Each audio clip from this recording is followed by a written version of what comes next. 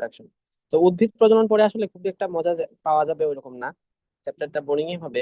তবে কিছু কিছু বোঝার জিনিস আছে, যদি না বুঝতে পারো তাহলে চ্যাপ্টারটা অনেক বেশি মুখস্থের মনে হবে। আর কিছু এক্সাম্পল আছে অনেক বেশি, স্বাভাবিকভাবে কোরআনের প্রত্যেকটা অধ্যায়ে অনেক অনেক এক্সাম্পল থাকে। তো এখানে এক্সাম্পল গুলো মনে রাখার, সবগুলো এক্সাম্পল মনে রাখার ট্রিক্স আমি শিখিয়ে দিব। তো আমরা অধ্যায়টা শুরু করব। আমরা জানি যে প্রজনন মানে কি। প্রজনন মানে হলো বংশধর সৃষ্টি করার প্রক্রিয়া। তো স্বাভাবিকভাবে প্রজনন অধ্যায়, যেহেতু এখান থেকে তোমাদের ফুল সিলেবাসের অধ্যায়, আমি ফুল সিলেবাস বলতে গত বছরগুলোতে আসে নাই আর কি, এখান থেকে গত 7 বছর ধরে। তো সেদিক থেকে এখান থেকে তোমার কোয়েশ্চেন যদি আসে তাহলে প্রজনন কি ডেফিনেশন হিসেবে আসতেই পারে। তো প্রজনন, এটা তোমরা আশা করি পারবা, যে শারীরবৃত্তীয় প্রক্রিয়া জীব তার অনুরূপ বংশধর সৃষ্টি করে তাকে বলা হয় প্রজনন। ডান। এখন এই যে উদ্ভিদ প্রজনন, এই টপিকটা কোন শাখার আলোচনায় অন্তর্ভুক্ত করা হয় জীববিজ্ঞানের? আনসার হচ্ছে উদ্ভিদ ভ্রূণ বিজ্ঞান বা প্লান্ট এমব্রায়োলজি। আচ্ছা ভাই, এখন প্রজননকে আমরা কয় ভাগে ভাগ করি? তুমি যদি বলো ইন জেনারেল, আমরা আসলে 3 ভাগে ভাগ করি। বাট হাসান স্যারের বইয়ে লেখা আছে মূলত 2 ভাগে ভাগ করা যায়। একটা যৌন প্রজনন আর একটা অযৌন প্রজনন। যে জননের জন্য নিষেকের প্রয়োজন হয় তাকে বলা হয় যৌন প্রজনন। যে জননের জন্য নিষেকের প্রয়োজন হয় না তাকে বলা হয় অযৌন জনন। এবং আরো এক ধরনের জনন আছে, সেটা হচ্ছে পার্থেনোজেনেসিস বা অপুংজনি। এটা হচ্ছে এমন একটা জিনিস যেটা যৌন আর অযৌনের মাঝামাঝি কিছু, মানে এখানে নিষেক লাগতেছে না, কিন্তু যৌন প্রজননের ফলে যেভাবে ভ্রূণ সৃষ্টি হয়, এই পার্থেনোজেনেসিসের ফলে সেরকম ভাবে ভ্রূণ সৃষ্টি হয়। যখন আমরা পার্থেনোজেনেসিস পড়বো তখন সেটা সম্পর্কে ডিটেলস জানতে পারবো। আপাতত আমরা যৌন এবং প্রজনন অযৌন সম্পর্কে জানি। তো অধ্যায় শুরু করবো আমরা যৌন প্রজনন নিয়ে, তারপরে অযৌন প্রজনন নিয়ে হালকা একটা কথা আছে, আর অধ্যায় লাস্ট শেষ হবে পার্থেনোজেনেসিস বা অপুংজনি নিয়ে। তো আমরা জানি যৌন প্রজননের একক, এটা হচ্ছে গ্যামেট। এবং অযৌন প্রজননের একক, এটা হলো স্পোর। গ্যামেট যেখানে দেখবা সেখানে এটা কন্ডাক্ট হয়, যৌন প্রজনন কন্ডাক্ট হয় গ্যামেটের মাধ্যমে, আর অযৌন প্রজনন কন্ডাক্ট হয় স্পোরের মাধ্যমে। জানি যে ফুলের পার্ট কয়টা, 9-10-এ পড়ছো 5টা, কিন্তু ইন্টারমিডিয়েটে চ্যাপ্টার 7-এর মধ্যে পড়ছো 4টা। তো ফুলের 4টা পার্ট: বৃতি, দল, পুংস্তবক এবং স্ত্রীস্তবক। এর মধ্যে পুংস্তবক এবং স্ত্রীস্তবককে বলা হয় ফুলের অত্যাবশ্যকীয় স্তবক। আর বৃতি হলো সবচেয়ে বাইরের স্তবক, তারপরে দল, তারপর পুংস্তবক, তারপর স্ত্রীস্তবক। এগুলা নিয়ে আমাদের আইডিয়া আছে, তবে এই স্তবকগুলা সম্পর্কে হাসান স্যারের বইয়ের মধ্যে তেমন কোনো আলোচনা করে নাই। ব্রাদার, এই আলোচনাগুলো আছে মাজেদা ম্যাডামের বইয়ে। অ্যাডমিশন টাইমে বৃত্তি, দল, বংশস্তবক, স্ত্রীস্তবক যেগুলো আমরা 9-10-এও জানছি সেগুলো সম্পর্কে একটু মানে ওভারঅল আইডিয়া সেখানে দেখে নিব।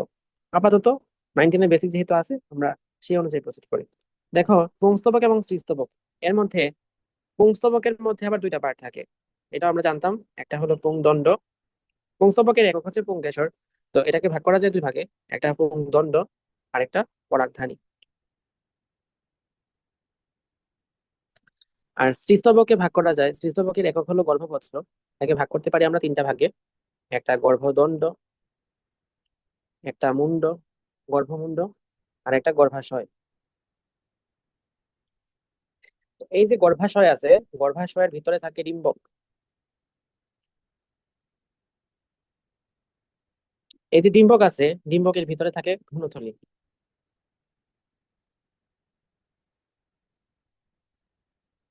এই ভ্রূণথলির ভিতরে থাকে ডিম্বাণু।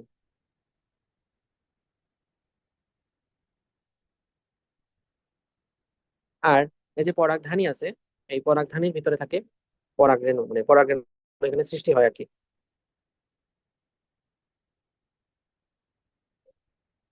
ঠিক আছে।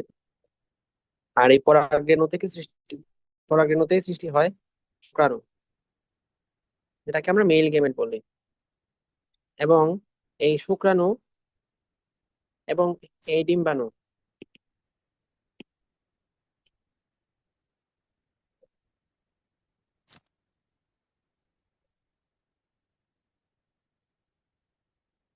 যাই হোক, তো এই শুক্রাণু এবং ডিম্বাণু তাদের যে ফিউশন বা তাদের যে মিলন, সেটাকে আমরা নিষেক বলে থাকি। আর নিষেক ঘটানোটাই হলো যৌন জননের মূল প্রায়োরিটি। তা আমরা পড়াশোনা শুরু করি। আবৃতবীজী উদ্ভিদের ডিম্বাণু সৃষ্টি হয় ডিম্বকে, ডিম্বক সৃষ্টি হয় গর্ভাশয়ে, শুক্রাণু সৃষ্টি হয় পরাগরেণুতে, পরাগরেণু সৃষ্টি হয় পরাগধানীতে। ফাইন। ফুলই আবৃতবীজী উদ্ভিদের জননাঙ্গ ধারণ করে। আমরা জানি যে উদ্ভিদের প্রজননের জন্য রূপান্তরিত বিশেষ ধরনের বিটপ হলো ফুল, যেখানে দেওয়া আছে। তো ফুল কি, এটা ডেফিনেশন হিসেবে আসতে পারে, তো পড়ে নিবা। বিটপ মানে হচ্ছে শুট, ইংলিশটা হচ্ছে শুট। বিটপ মানে হলো, এটা ধরো মাটি, মাটির নিচে তো উদ্ভিদের মূল আছে, তাই না? এখানে ধরো এটা একটা উদ্ভিদ। তো এই উদ্ভিদের মাটির উপরে যে পার্টটুকু আছে এটার নাম বিটক, আর নিচেরটা হলো মূল। অর্থাৎ একটা উদ্ভিদকে তুমি যদি দুই ভাগে ভাগ করো, মাটির উপরে আর মাটির নিচে, তাহলে মাটির নিচের পার্টটুকু মূল, মাটির উপরের পার্টটুকুর নাম বিটক। শেষ। এরপর আসো যৌন প্রজনন। যৌন প্রজনন কিভাবে ঘটে? পুংগেমেট এবং স্ত্রীগেমেট, অর্থাৎ শুক্রাণু এবং ডিম্বাণু। এই পুংগেমেট আর স্ত্রীগেমেট বা শুক্রাণু ডিম্বাণু সেম জিনিস। পুংগেমেটের আরেক নামই শুক্রাণু, ডিম্বাণুর আরেক নামই স্ত্রীগেমেট।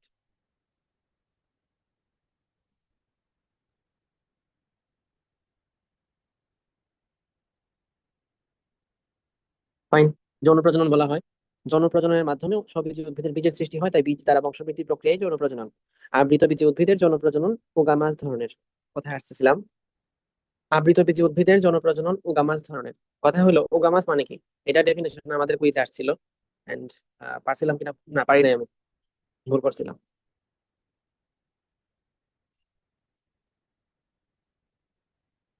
ওগামাসের ডেফিনেশনটা অ্যাকচুয়ালি অধ্যায় 6 এর মধ্যে আছে। এখানে ওগামাস বলতে যে জনগণটা বোঝায় সেটা হলো, এখানে পুংগেমেটটা থাকবে ছোট এবং সচল,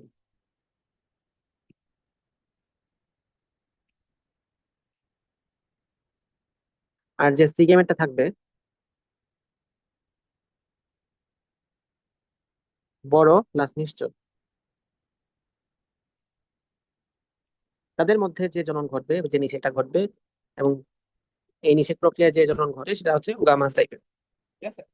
তাহলে ছোট এবং সচল পুংগেমেট এবং বড় ও নিশ্চল স্ত্রীগেমেটের মিলনের মাধ্যমে যে যৌন জনন ঘটে তাকে বলা হয় ওগামাস। Fine? এখন আসো, আমরা পড়তেছিলাম যৌন প্রজনন, তার মধ্যে পুংগেমেট স্ত্রীগেমেট এটাই তো তৈরি করতে হবে শেষ পর্যন্ত। তো পুংগেমেট কিভাবে তৈরি হয়, একদম শুরু থেকে শেষ পর্যন্ত সেই আলোচনাটা আমরা করব। তারপরে সি গেমেটটা কিভাবে সি গেমেট তৈরি হয় সেটা নিয়ে শুরু থেকে শেষ পর্যন্ত আলোচনা করব। তারপরে দুটার মধ্যে কিভাবে ফিউশনটা ঘটে, মানে নিষেকটা ঘটে, সেটা নিয়ে আলোচনা করব। এবং নিষেকের ফলে কিভাবে বীজ ফল তৈরি হলো সেগুলো নিয়ে আলোচনা করব। এটাই হচ্ছে জনজননের পার্ট। তা আমরা শুরু করি। রেণুস্থলী বা পরাগরেণুর পরিস্ফুটন, মাইক্রোস্পোরাঞ্জিয়া। আচ্ছা, ফুলের তৃতীয় স্তবক হলো পুংস্তবক, এটা আমরা জানি। পুংস্তবকের এককের নাম পুংকেশর। পুংকেশরের মধ্যে পুংদণ্ড এবং পরাগধানী থাকে। এর মধ্যে পরাগধানীর দুইটা খণ্ডের মাঝখানে থাকে একটা যোজনী, দেখতেছি আমরা। আহ এই যে এখানে আছে পরাগধানীটা, চার কোণা বিশিষ্ট। এর মধ্যে মাঝখানে যে একটা দাগ দেওয়া আছে, এই দাগটা হচ্ছে যোজনী। আচ্ছা, পরিণত পরাগধানী অনেকটা চার কোণা বিশিষ্ট হয়, এবং প্রতি কোণে ভেতরের দিক থেকে কিছু কোষ আশেপাশের কোষ থেকে আকারে বড় হয়। এখানে একটা কোষের কথা বলতেছে, যে কোষের নাম হলো পরাগধানীর আর্কিওস্পোরিয়াল কোষ। এই কোষটার বৈশিষ্ট্য কি? বৈশিষ্ট্য হলো ঘন সাইটোপ্লাজম এবং বড় নিউক্লিয়াস থাকে। এই আর্কিস্পোরিয়াল কোষটা দুইটা কোষে বিভক্ত হয়, মানে এখানে মাইটোসিস বিভাজন ঘটে আর কি। তো এখানে তৈরি হয় দেয়াল কোষ এবং প্রাথমিক জনন কোষ। দেয়াল কোষটা থাকে দেয়ালের মতো। দেয়াল কি একদম সেন্টারে থাকে না বাইরের দিকে থাকে? একটা বাসার চারপাশে যে আউটলাইন সেটা গঠন করে দেয়াল। সুতরাং দেয়াল কোষটা থাকবে পরিধির দিকে, আর কেন্দ্রের দিকে থাকবে জনন কোষ, স্বাভাবিকভাবে। তাহলে কেন্দ্রের দিকে প্রাথমিক জনন কোষ, পরিধির দিকে দেয়াল কোষ গঠন করে। এই দেয়াল কোষটা 3 থেকে 5 স্তর বিশিষ্ট প্রাচীর গঠন করে। প্রাচীরের মধ্যে 3 থেকে 5 স্তর বিশিষ্ট। এবং এই 3 থেকে 5 স্তরের মধ্যে সবচেয়ে ভিতরের যে স্তর, সেই ভিতরের স্তরের নাম টেপেটাম। ঠিক আছে?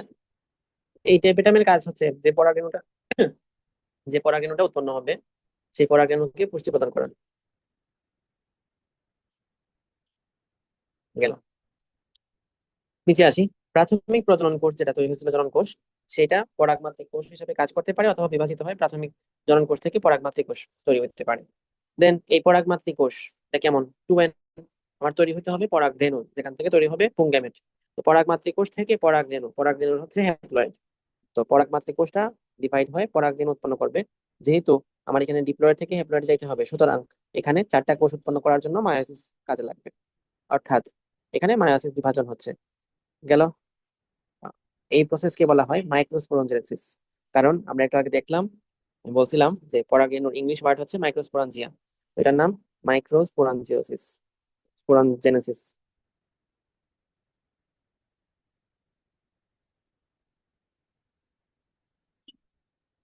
আচ্ছা, এখন পরাগরেণু হলুদ বর্ণের হয়।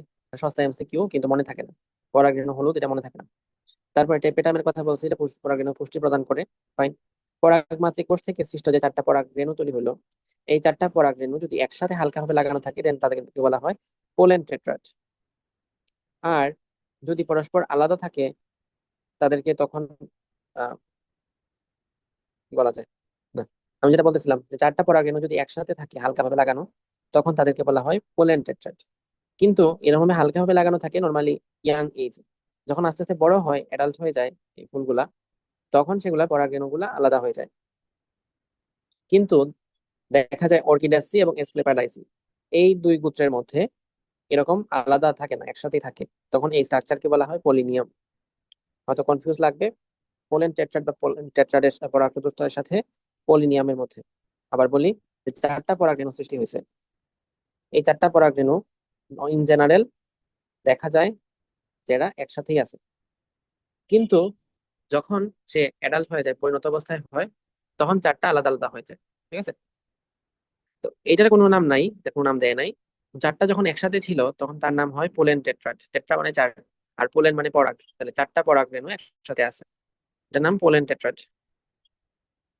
এখন দেখা যেতে পারে অনেক সময় এই যে চারটা পরবর্তীতে আলাদা হয়ে যাওয়ার কথা, কোনো কোনো গোত্রের মধ্যে এই চারটা আলাদা আলাদা না থেকে এভাবেই থেকে যায়। তখন পরিণত অবস্থায় যদি এগুলা একসাথেই থাকে, যদি পরিণত অবস্থাতেও একসাথেই থাকে, তখন এই স্ট্রাকচারকে বলা হয় পলিনিয়াম। প থেকে পরিণত, প থেকে পলিনিয়াম, শেষ।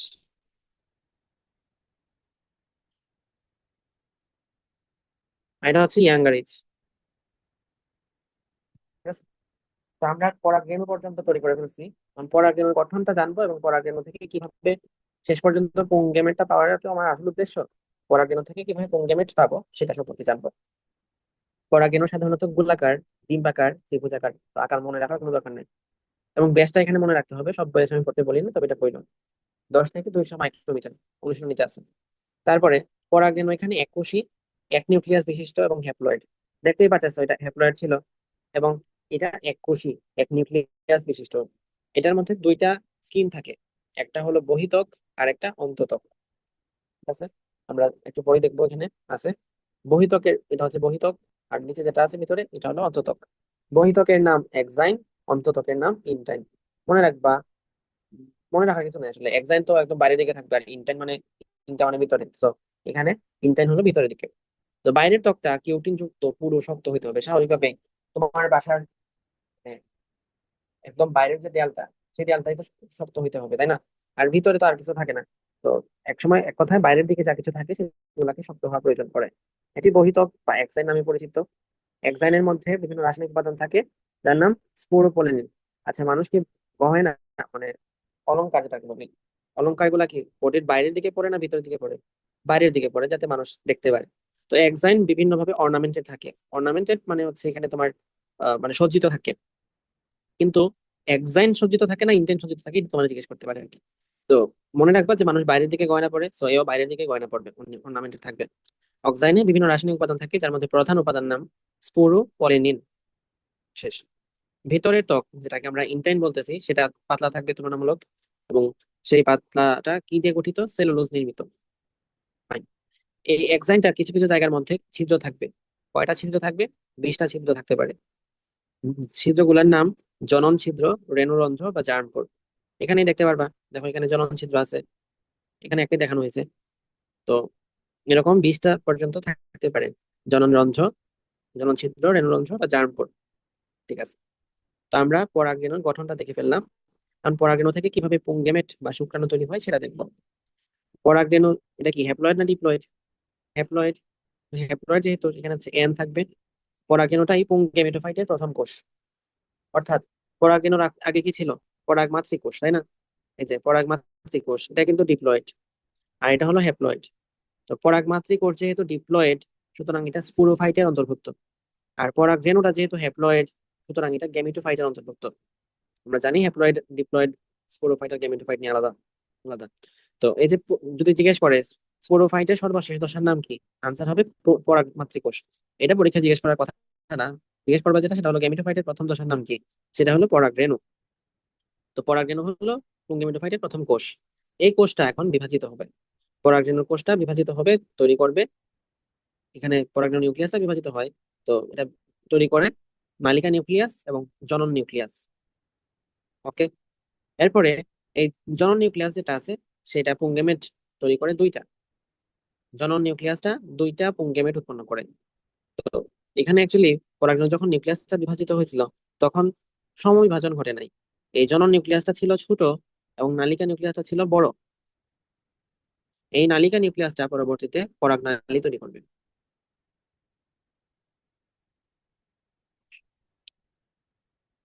তো এখন পুংগেমেট 1 আর পুংগেমেট 2 তৈরি হলো। তৈরি হয়ে আমার লাভটা কি হলো? এই পুংগেমেট দিয়েই এখন আলটিমেটলি যে নিষেকটা ঘটানোর কথা, এই নিষেকটা ঘটাবে ডিম্বাণুর সাথে। তাহলে আমি পেয়ে গেলাম আমার কাঙ্ক্ষিত পুংগেমেট। পুংগেমেটোফাইটের উৎপত্তি বা এক কথায় বললে আহ হ্যাঁ, এটাই আর কি, পুংগেমেটোফাইটের উৎপত্তি পর্যন্ত সবকিছু বুঝছো?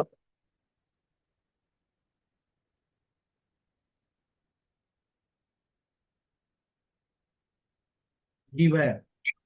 আচ্ছা ঠিক আছে, এরপর আসি আমরা তাহলে এখন এই পার্টটুকু দেখতে হবে।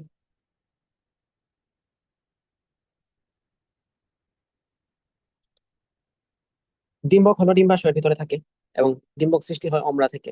আমরা গর্ভাশয়ের মধ্যে এটা অধ্যায় 7-এর মধ্যে পড়ছো যে গর্ভাশয়ের মধ্যে যে টিস্যুর সাথে সজ্জিত থাকে ডিম্বকটা মানে যুক্ত করা থাকে সেটা হলো অম্লা। অম্লা থেকেই ডিম্বকটা সৃষ্টি হয়। তো ডিম্বকের টিস্যু গুলাকে দুই ভাগে ভাগ করছে, একটা হলো আবরণ টিস্যু আর একটা নিউসেলাস টিস্যু। এটা হচ্ছে একটা ডিম্বকের স্ট্রাকচার এবং পরীক্ষায় এটা আঁকা লাগবে। একটা ইজি আছে এবং ইম্পর্টেন্ট, সবচেয়ে বড় কথা হলো ইম্পর্টেন্ট। ইজি হচ্ছে অতটাও ইজি না, কিন্তু ইম্পর্টেন্ট। তো আবরণ কোষ মানে এই যে বাইরের দিকে যে কোষগুলো আছে সেটা, এখানে যে যা থাকে সেটা হলো আবরণ কোষ। আর ভিতরে যা আছে সেটা হলো নিউসেলাস কোষ, না টিস্যু আর কি, নিউসেলাস টিস্যু। এটা হলো আবরণ টিস্যু। ঠিক আছে, আবরণ টিস্যু এবং নিউসেলাস টিস্যু। পরবর্তী পর্যায়ে বাইরের আবরণ, আচ্ছা, এই যে এখানে আবরণ টিস্যু এটা হচ্ছে আবার দুই ভাগে ভাগ করা যায়। একটা নাম হলো বহিতক, এটা বহিতক, আর ভিতরেরটা হলো অন্ততক। Fine? ডিম্বকের অগ্রভাগে নিউসেলাসের একটু অংশ অনাবৃত থাকে, সেটাকে বলা হয় ডিম্বক রন্ধ্র। দেখো এই জায়গার মধ্যে কিন্তু কোনো আবরণ নাই। যে জায়গায় ডিম্বকের যে জায়গায় কোনো আবরণ থাকে না সেটাকে আমরা ডিম্বক রন্ধ্র বলতেছি। ইংলিশটা হলো মাইক্রোপাইল। এরপরে ডিম্বক রন্ধ্রের কাছাকাছি নিউসেলাস টিস্যুতে একটা কোষ আকারে বড় হয়। দেখো ডিম্বক রন্ধ্রের কাছাকাছি, এই যে ডিম্বক রন্ধ্রের কাছাকাছি আছে এটা, এবং নিউসেলাস টিস্যুতে, এটা তো আমাদের পুরাটাই নিউসেলাস টিস্যু, এই টিস্যুর মধ্যে একটা কোষ আকারে বড় হয়। এই একটা কোষ আকারে বড় হয়েছে, সেই এখানে এই কোষ না, আসলে এখানে মূলত এখানে এই একটা বড় কোষ থাকে এরকম। এই কোষটার নাম হলো আর্কিস্পোরিয়াল কোষ। ঠিক আছে, এটা তুমি ভুলে যাও, এটা হচ্ছে পরবর্তীতে আপডেটেড ফিগার আর কি। এখানে যখন ভ্রূণথলি গঠন হয়ে গেছে সেটা না, মানে ধরে নাও যে এটা নিউসেলাস টিস্যুর মধ্যে এটা একটা কোষ, অনেক বড় কোষ। ঠিক আছে, এই নিউসেলাস যে টিস্যুর মধ্যে একটা কোষ আকারে বড় হয়েছে, এই কোষটার সাইটোপ্লাজম ঘন থাকে এবং নিউক্লিয়াস আকারে বড় থাকে আগেটার মতোই। ডিম্বকের আর্কিস্পোরিয়াল কোষ তৈরি হলো। দেন এই আর্কিস্পোরিয়াল কোষটা দেয়াল কোষ আর প্রাথমিক জনন কোষ তৈরি করবে। তো প্রাথমিক জনন কোষটা সিরেনোমাতৃ কোষ তৈরি করবে। সিরেনোমাতৃ কোষটা সিরেনু তৈরি করবে, চারটা সিরেনু তৈরি হলো। যার মধ্যে এটা হয়তো অধ্যায় তোমাদের 19 পড়ছো, অধ্যায় 11-এর মধ্যে, যে প্রথম তিনটা নষ্ট হয়ে যায়, পরেরটা শুধুমাত্র বেঁচে থাকে। এরকমই সম্ভবত ছিল, নাকি প্রথমটা বেঁচে থাকে সবগুলো নষ্ট হয়ে যায়? হ্যাঁ, নিচেরটা ঠিক থেকে উপরে গুলো নষ্ট হয়। নিচেটা ঠিক থাকে, নিচেটা ঠিক থাকে, উপরে গুলো নষ্ট হয়ে যায়। এই, তাহলে সিরেনুর মধ্যে চারটা তৈরি হলো কিন্তু একটা কর্মক্ষম থাকে। শেষ। এবার আসো ডিম্বকের গঠন। তাহলে এটা হচ্ছে একটা ডিম্বক, যার গঠনটা আমরা এখন পড়বো। এবং ডিম্বকের গঠন হলো 5 স্টার।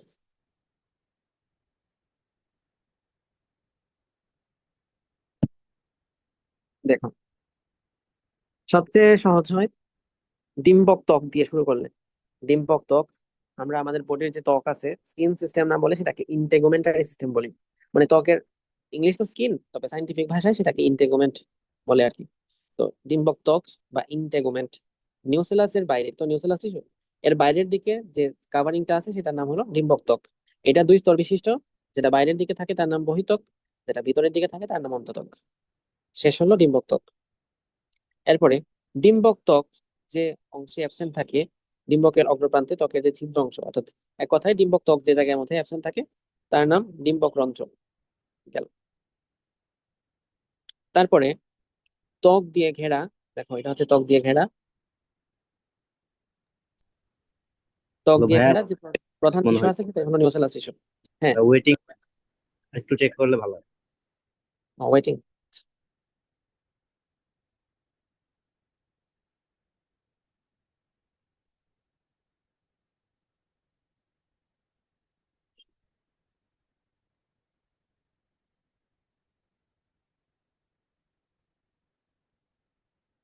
co-host দেওয়া যায় না কাউকে।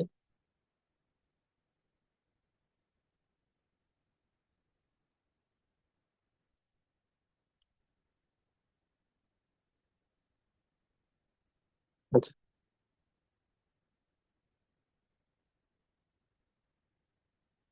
দেখো, ডিম্বক ত্বক পড়ছি, ডিম্বক রন্ধ্র করা হয়েছে, নিউসেলাস টিস্যু। ডিম্বক ত্বক দিয়ে ঘেরা যে টিস্যুটা আছে তার নামে হচ্ছে নিউসেলাস টিস্যু। এখানে বহু টিস্যু আছে, নিউসেলাস টিস্যু গেল। তারপরে ডিম্বক মূল। এই যে ডিম্বক মূল, ডিম্বক মূলটা হলো অনেকটা কাইন্ড অফ ডিম্বক রন্ধ্রের অপোজিটের দিকে থাকে। এখানে বলা হয় যে এই জায়গা থেকে ডিম্বক ত্বকের সূচনা ঘটে, ঠিক আছে? ডিম্বক ত্বকের সূচনা ঘটে মূল থেকে।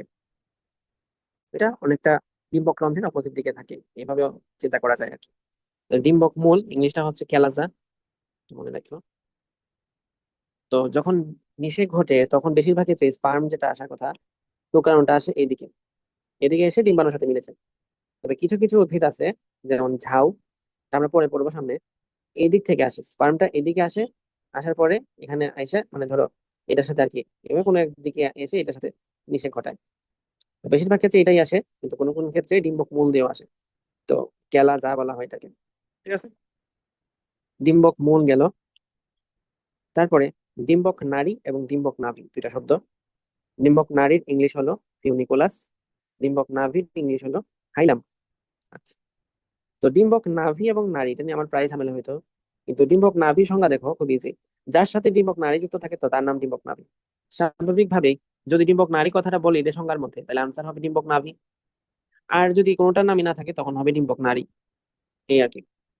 তাহলে এখানে দেখো একদম এই জায়গা যেটা এখানে আছে, প্রথমে থাকে ডিম্বক নাড়ি, আর তারপরে যেটা আছে সেটা হলো ডিম্বক নাভি, এবং তারপরে মূল, তারপরে এখান থেকে শুরু হয় ত্বক।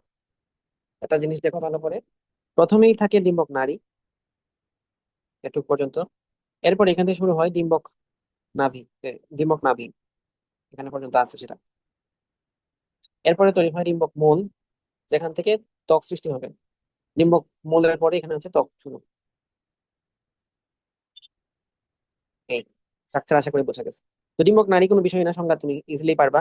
যার সাথে ডিম্বক নাড়ি যুক্ত থাকে তাকে বলা হয় ডিম্বক নাভি। আর ডিম্বক নাড়িটা হলো বোটার মতো, গাছে যেমন বোটা দিয়ে কোন একটা ডালের সাথে লাগানো থাকে, এরকম ভাবে মানে ফুলের কোন একটা বোটা দিয়ে গাছের সাথে লাগানো থাকে, সেরকম ভাবে ডিম্বক নাড়িটাও এটা দিয়ে অমরার সাথে লাগানো থাকে। তাহলে যার সাথে অম্লা যুক্ত থাকে সেটাকে বলা হয় ডিম্বক নাড়ি। এটা এখানে মূল কথা। এবং মাঝে মধ্যে এখানে কিছু শিরা থাকতে পারে, আংশিক ভাবে যুক্ত থেকে শিরার মতো গঠন করে। এটা আমাদের ভেইন ভাইব না, উদ্ভিদের দেহে ধমনীয় নাই, শিরাও নাই। এটা হলো পাতার শিরা, পাতার মধ্যে একটা বড় দাগ দেখো না, এরকম। এই যে দাগটা আছে এটাকে পাতার মধ্য শিরা বলা হয়। এটা হচ্ছে ওই শিরা, ঠিক আছে? এখানে এই শিরা বলতে এটাকে বোঝানো হচ্ছে, ঠিক আছে? এই শিরার নাম হলো রেফি। এরপরে ভ্রূণথলি, এই যে গঠন, এই গঠনটার নাম ভ্রূণথলি। আচ্ছা, এটার পরে আমরা এই যে এগুলো জানবো। তো এখন ডিম্বকটা সম্পর্কে একটু জেনে ফেলা ভালো। ডিম্বকের প্রকারভেদ, ডিম্বকের প্রকারভেদ এডমিশন টেস্টের জন্য খুবই গুরুত্বপূর্ণ একটা জায়গা, যেখান থেকে এমসিকিউ আসানোটা খুবই সহজ, টিচারদের কষ্ট করা লাগে না। তো দেখো, আমরা ঊর্ধ্বমুখী, অধোমুখী বা নিম্নমুখী, পার্শ্বমুখী বা বক্রমুখী, এরকম চারটা ভাগে ভাগ করতে পারি। তো কিসের উপর বেস করে ভাগ করলাম? ডিম্বক রন্ধ্র কোন দিকে আছে তার উপর বেস করে। এদিকে ডিম্বক রন্ধ্র আছে উপরের দিকে, সো এটার নাম হলো ঊর্ধ্বমুখী। নিচের দিকে আছে সো নিম্নমুখী, পাশের দিকে আছে তো পার্শ্বমুখী। আর একটু মানে এদিকেও না ওদিকেও না, বক্র ভাবে আছে তাই হচ্ছে বক্রমুখী। কিসের উপর বেস করে? ডিম্বক রন্ধ্রের উপর বেস করে। আচ্ছা, এখন ঊর্ধ্বমুখীর মধ্যে কি থাকে দেখো, একদম উপরের দিকে কি আছে? ডিম্বক রন্ধ্র আছে, এবং এটার নাম হলো ডিম্বক মূল, এবং এটার নাম হলো ডিম্বক নাড়ি। তো ডিম্বক রন্ধ্র, ডিম্বক মূল, ডিম্বক নাড়ি এক সিরিয়ালে এক সরল রেখা বরাবর থাকে। পরীক্ষায় আসতেই পারে যে কোন ধরনের ডিম্বকে ডিম্বক নাড়ি, মূল এবং ডিম্বক রন্ধ্র এক বরাবর থাকে। আশা করি পারবা এরপর থেকে। এবং ঊর্ধ্বমুখীর মধ্যে দেখো ডিম্বক রন্ধ্র থাকে শীর্ষে, আর ডিম্বক মূল থাকে গোড়ার দিকে।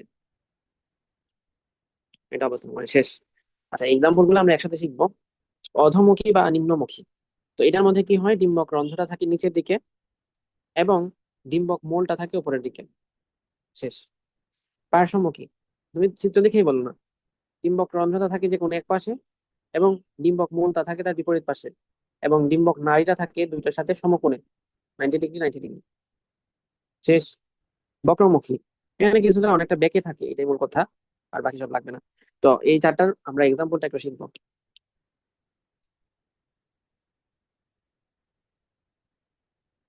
ট্রিক্সটা হলো, সকালবেলা রোশনি ছেলে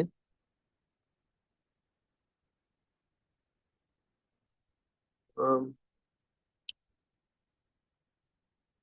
অন্যান্য বইয়ের এক্সাম্পল সহ একসাথে বলে দিই, নয়তো আর একটু ভালো ছন্দ ছিল আর কি।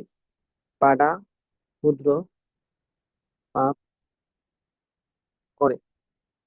কি পাপ করতেছে? পাবজি খেলে। দেখো, সকালবেলা স থেকে সরিষা, কাল থেকে কালকা সন্ধ্যা,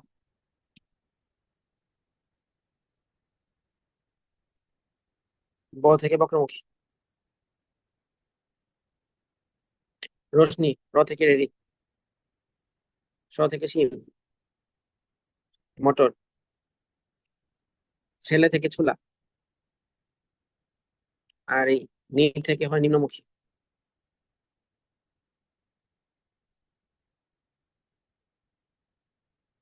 এরপরে আছে পাটা ক্ষুদ্র পাপ করে, এখানে পা থেকে পার্শ্বমুখী,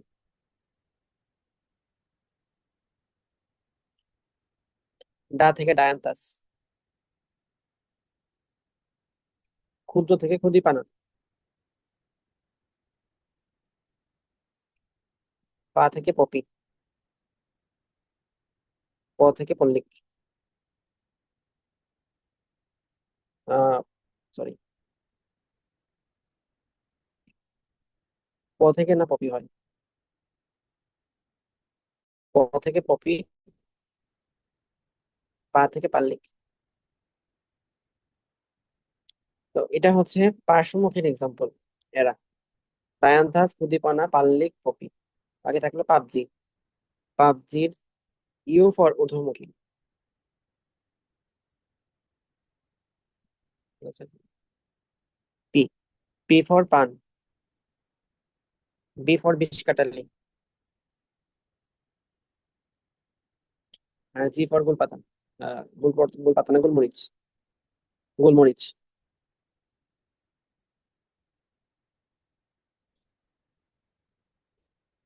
বিষ কাটালির আরেকটা নাম আছে, সেটা হলো পানি মরিচ।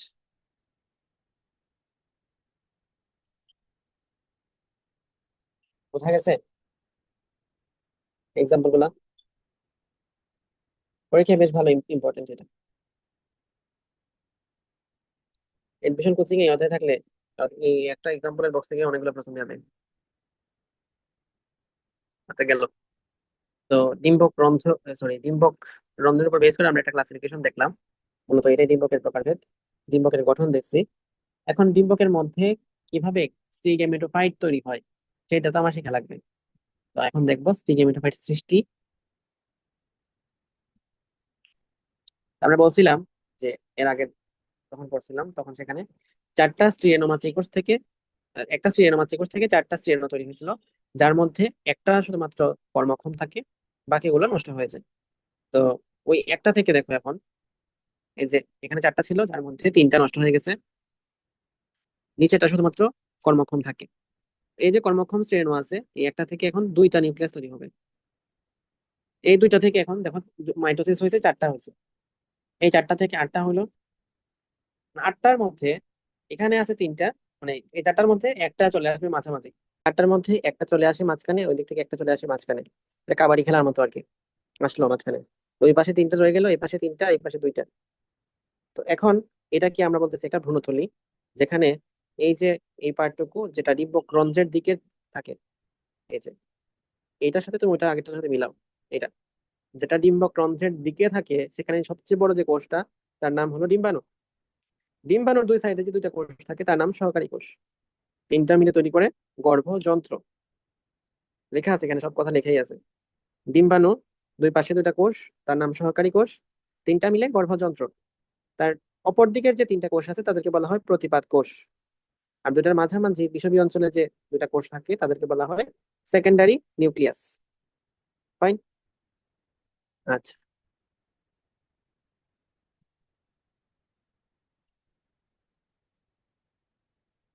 এখানে আমরা এই জিনিসটা অলরেডি পড়া শেষ, কিভাবে স্ত্রী গেমেটোফাইট সৃষ্টি হয়েছে। এখন আমরা নিচেকে যাব। পুংগেমেট সৃষ্টি করে ফেলছি, স্ত্রী গেমেটও সৃষ্টি করে ফেলছি। তো এখন শেষ পর্যন্ত নিচেকে যাব। নিচেকে যাওয়ার আগে এই যে ভ্রূণথলি আছে, আমরা ডিম্বকের গঠন পড়ছি, ডিম্বকের প্রকারভেদ পড়ছি। এখন ভ্রূণথলির প্রকারভেদ আর গঠনটা পড়ব। ভ্রূণথলির এমনিতে গঠন, নর্মাল গঠন যেটা, সেটা তো পড়া হয়ে গেছে। ভ্রূণথলির ভিতরে এটা থাকে, এই কিছু ডিম্বাণু থাকে, তার উপর দিয়ে কিছু থাকে, প্রতিবাদ কোষ থাকে, দুই পাশে সহকারী কোষগুলো থাকে। ঠিক আছে। তো এখন ডিম্বক যে ভ্রূণথলি আছে, ভ্রূণথলিকে তিন ভাগে ভাগ করা যায়। ভ্রূণথলির গঠন তিন প্রকার। নর্মাল আমরা যেটা করছি এতক্ষণ, সেটা হলো মনোস্পোরিক, যেখানে একটা স্ত্রীরেণু থেকে ভ্রূণথলির সৃষ্টি হয়েছে। এখানে কি হয়েছিল দেখো তো, একটা স্ত্রীরেণু ছিল, সেই একটা থেকে কিন্তু এই প্রসেসটা শেষ পর্যন্ত ভ্রূণথলির গঠন করছে। অর্থাৎ যদি একটা স্ত্রীরেণু পুরো একটা ভ্রূণথলি গঠন করে, তখন সেটার নাম মনোস্পোরিক। বাইস্পোরিক হলো যদি এখানে এই চারটার মধ্যে, এক দুই তিন চার, চারটার মধ্যে দুইটা এক্সিস্ট করে, ধরো এখানে দুইটা কর্মক্ষম, দেন এই দুইটা থেকে যদি ভ্রূণথলি গঠন হয়, তখন সেটার নাম হলো বাইস্পোরিক। বাইস্পোরিক কাদের ক্ষেত্রে দেখা যায়? আলুর মধ্যে, এলিয়াম টাইপ। আর এটা হলো টেট্রাস্পোরিক। যদি এখানে এই যে চারটা আছে, চারটাই যদি এক্সিস্ট করে, চারটাই যদি কর্মক্ষম হয়, চারটা থেকে যদি ভ্রূণথলি গঠন হয়, তখন সেটা নাম হলো টেট্রাস্পোরিক। টেট্রাস্পোরিক দেখা যায় কাদের ক্ষেত্রে? এখানে দেখো কয়েকটা এক্সাম্পল দিয়েছে। পেপারোমিয়া, ফিলেটারিয়া। পেপারিমিয়ার মধ্যে 16টা নিউক্লিয়াস থাকে, আর ফিলেটারিয়ার মধ্যে 8টা নিউক্লিয়াস থাকে। নর্মালি মনোস্পোরিকের মধ্যে কয়টা থাকে? 8টাই কিন্তু থাকে। চিন্তা করে দেখো, 1 2 3 4 5 6 7 8, তাহলে মনোস্পোরিকের মধ্যে 8টা থাকে। শুধুমাত্র এই পেপারিমিয়ার মধ্যেই 16টা থাকতেছে। এটা আলাদা করে জাস্ট মনে রাখার জন্য মনে রাখবা। গেল। তো আমরা যে মনোস্পোরিকের কথা বলি, এটাকে পলিগোনামও বলা হয় আর কি। বেশ। এই এতক্ষণ পর্যন্ত যা বলছি বোঝা গেছে? নিষেকের রাখ পর্যন্ত, নিষেক এখনো শুরু করবো। নিষেকের রাখ পর্যন্ত সব বুঝছো কিনা বলো?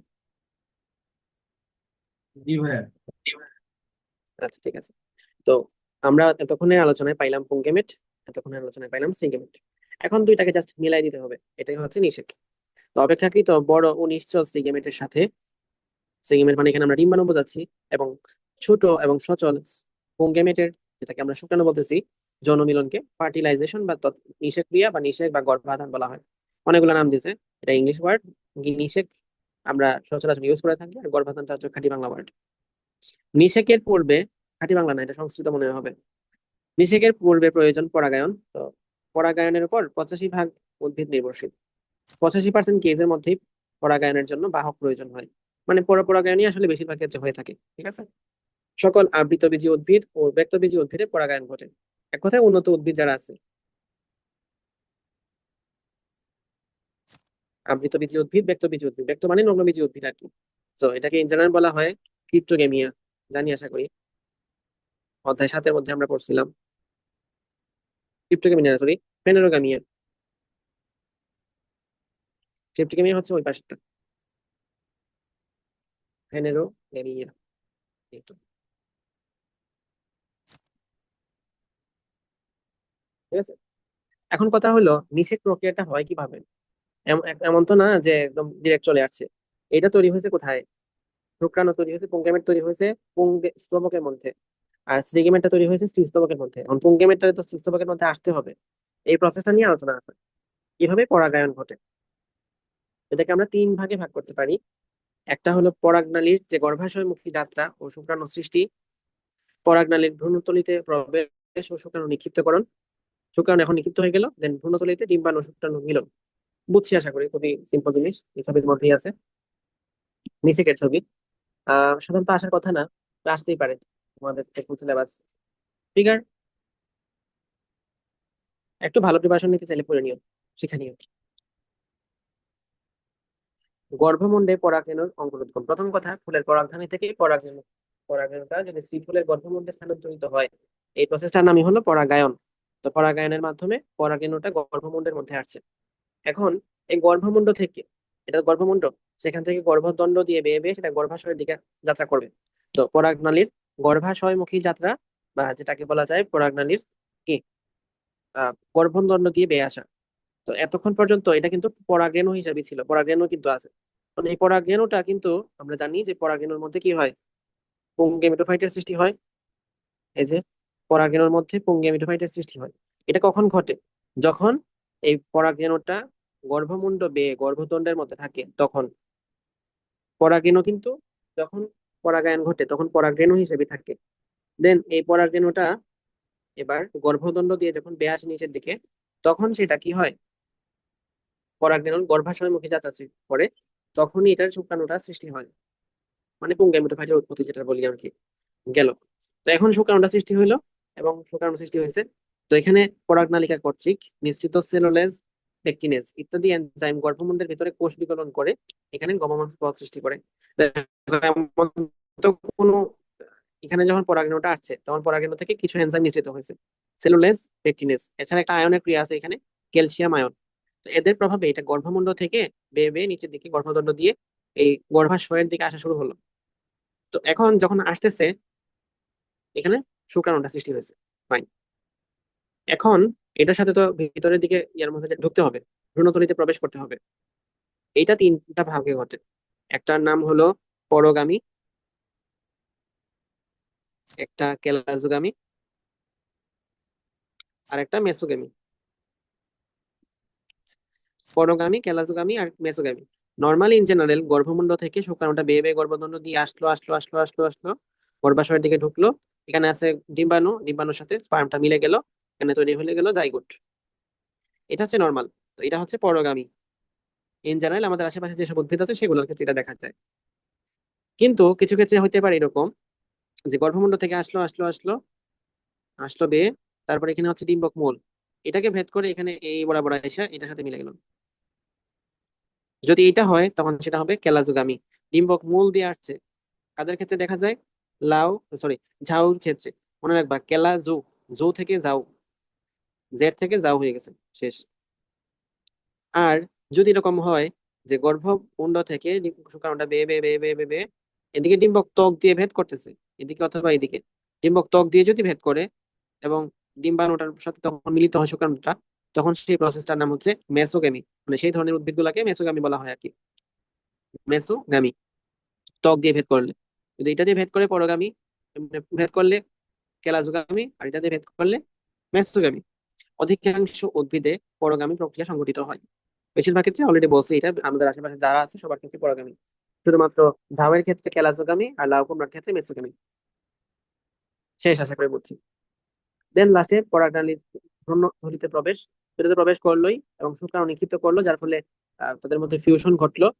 এখানে অযথা এখানে একটা ভদ্রতা খাতিরে থার্ড পয়েন্টটা দিছে আর কি। আমরা তো দেখছি এটা, পরাগনালীর ভ্রূণথলিতে প্রবেশ, শুক্রাণু নিক্ষিপ্তকরণ, এটা তো গেল। এরপরে যখন ভ্রূণথলির মধ্যে চলে গেল তখন শুক্রাণু এবং ডিম্বাণু, শুক্রাণু পাইলো ডিম্বাণুকে, শুক্রাণু ডিম্বাণুকে পেয়ে সে নিষে ঘটে ফেললো। তাহলে যেটা তৈরি হবে সেটা হলো জাইগোট। তাহলে পুংগেমেট ছিল দুইটা, যার মধ্যে একটা পুংগেমেট ডিম্বাণুর সাথে মিলবে, এটার নাম হলো সিনগেমি, যার ফলে তৈরি হবে জাইগোট। ঠিক আছে। এবং আরেকটা যে দ্বিতীয় পুংগেমেট,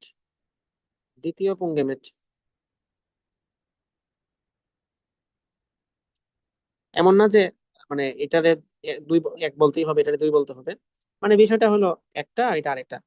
তো আরেকটা যে পুংগেমেট থাকে, সেই দ্বিতীয় পুংগেমেটটা সেকেন্ডারি নিউক্লিয়াস, এর সাথে মিলে তৈরি করে,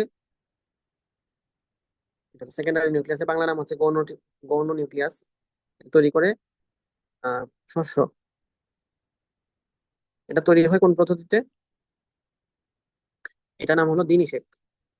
মানে সেকেন্ড নিষেক ঘটেছে, তো একসাথে যেহেতু দুইটা নিষেক ঘটতেছে এট এ টাইম, এই জন্য এই পুরাটাকে বলা হয় দ্বিনিষেক। বাট এই দ্বিনিষেক মানে বোঝায় পুরাটা, অর্থাৎ প্রথম যে সিনগেমি হইলো এবং পরে যে আরেকটা মিললো, সেটাকে দুইটা মিলে একসাথে বলা হয় দ্বিনিষেক। এখন এটাকে বলা হয় অ্যাকচুয়ালি ত্রিমিলন। কারণ এই যে পুংগেমেট আছে, পুংগেমেটের মধ্যে হ্যাপ্লয়েড আর সেকেন্ডারি নিউক্লিয়াস হলো 2n, অর্থাৎ এটা n আর এটা 2n, দুইটা মিলায় হয় 3n। তাহলে সিনগেমি হলো একটা, ত্রিমিলন হলো আরেকটা, সিনগেমি আর ত্রিমিলন দুইটা মিলায় হলো দ্বিনিষেক।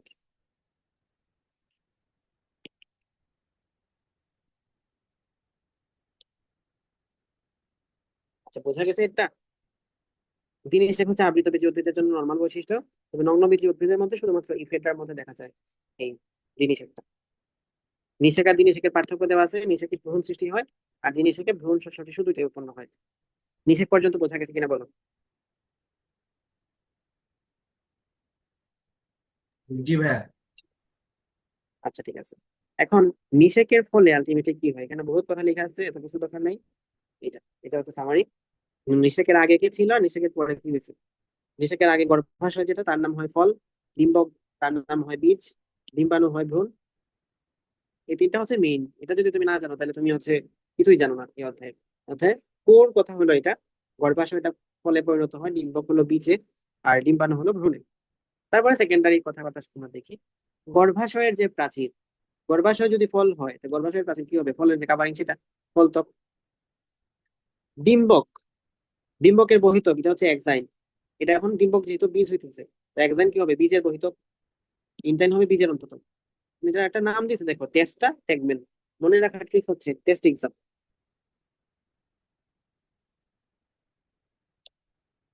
টেস্ট থেকে টেস্টা বা টেস্টা থেকে টেস্ট, এক্সাম হলো এক্সাইন। আর একটা হলো ডিম্বক অন্তত বা ইনটাইন। টেগমেন, একটা যদি এক্সা হয়ে থাকে, মানে টেস্টা হয়ে থাকে, তো আরেকটা টেগমেন হবে স্বাভাবিক, এটা লাগবে না। নিউসেলাস বা ভ্রূণপোষক টিস্যু ইন জেনারেল এটা নষ্ট হয়ে যায়, বাট কখনো কখনো সেটা পেরিস্পার্ম বা পরিভ্রূণ হতে পারে। তারপরে ডিম্বাণু তো বলছি ভ্রূণে পরিণত হয়, সেকেন্ডারি নিউক্লিয়াস এন্ডোস্পার্ম বা শস্য টিস্যু উৎপন্ন করে। তারপরে সহকারী কোষ নষ্ট হয়ে যায়, প্রতিপাদ কোষ নষ্ট হয়ে যায়। বীজ, ডিম্বক রন্ধ্র, যেহেতু ডিম্বক মানে পরিণত হয় বীজে, তাহলে ডিম্বক রন্ধ্র পরিণত হবে বীজ রন্ধ্রতে। ডিম্বক নাভি, যেহেতু ডিম্বক আছে, ডিম্বকটা পরিণত হয় বীজে, সুতরাং ডিম্বক নাভি হবে বীজ নাভি। ডিম্বক নাড়ি হবে, ডিম্বক নাড়িটা যেহেতু বৃন্তের মতো কাজ করে, তো এটা হবে বীজ বৃন্ত। আর ডিম্বক মূল, এটা হবে বীজ মূল। এক কথায় ডিম্বকটা যে বীজে পরিণত হয়, এখন ডিম্বকের যে আশেপাশে কাভারিং আছে, মূল আছে, নাড়ি আছে, নাভি আছে, রন্ধ্র আছে, এরা বীজের নাড়ি, নাভি, রন্ধ্র, মূল হবে। আশা করি এই জিনিসটা ক্লিয়ার, খুবই ইম্পর্টেন্ট।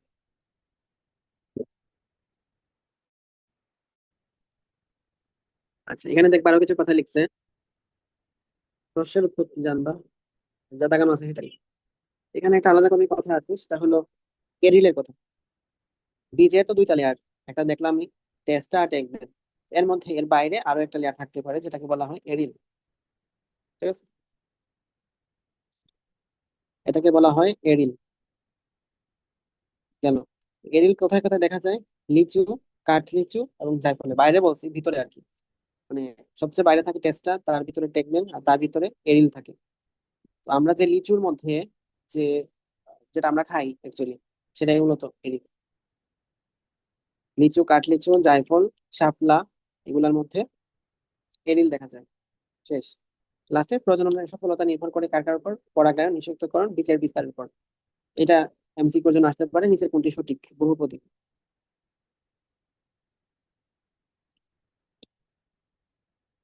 নিষেকের গুরুত্ব আমার মনে হয় এটা পড়ানো লাগবে না।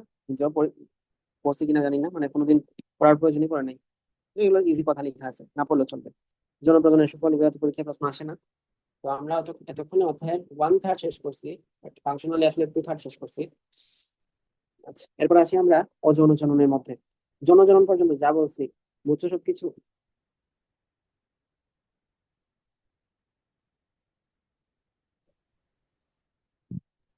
জি ভাইয়া। ঠিক আছে। অযৌন প্রজনন, এখানে কি হবে না, নিষেক হবে না। ঠিক আছে, মিলন ছাড়া উদ্ভিদের যে প্রজনন ঘটে সেটাকে অযৌন জনন বলা হয়। তো এই অজনটা কিভাবে কিভাবে ঘটে তারপর বেস করে অনেক অনেক এক্সাম্পল দেখো, লাইন বাই লাইন শুধু এক্সাম্পল আর এক্সাম্পল, এক্সাম্পল আর এক্সাম্পল, এক্সাম্পল এক্সাম্পল, বহুত এক্সাম্পল আছে। তো এটা মনে রাখা যায় কিভাবে, তো সেটাই চেষ্টা করবো। তার আগে আপাতত বলে রাখি, এই যে অযৌন স্পোর সৃষ্টির মাধ্যমে কিভাবে যৌন প্রজনন হয়, এটা মূলত আসলে আমরা দশম অধ্যায় থেকে শিখি না, এটা শিখে থাকি অধ্যায় 5 এবং অধ্যায় 6 থেকে। যেহেতু শৈবাল ছত্রাক ওইগুলা অধ্যায় 5-এর মধ্যে আছে, তো ওইটা আমরা ওই সময় পড়বো, এখন এটা পড়তেছি না। ঠিক আছে, এটা স্কিপ করলাম। তো এরপর আসো দেহ অঙ্গের মাধ্যমে। দেহ অঙ্গ কি কি হতে পারে, যেমন মূল। ঠিক আছে, মূলের মাধ্যমে কাদের প্রজনন ঘটে, এটা তোমার কিসের জন্য লাগবে? এটা দিয়ে জীবনে কোনদিন রিটার্ন আসবে না, এমসিকিউ আসতে পারে, হ্যাঁ পরীক্ষায় আসে ওইগুলা। তো এক্সাম্পল মনে রাখতে হবে, সোজা কথা হলো সেটা। মূল দ্বারা কিভাবে প্রজনন ঘটে, কাদের ক্ষেত্রে ঘটে, মনে রাখার ট্রিক্স হচ্ছে ডালিম মিয়ার স্বভাব খারাপ।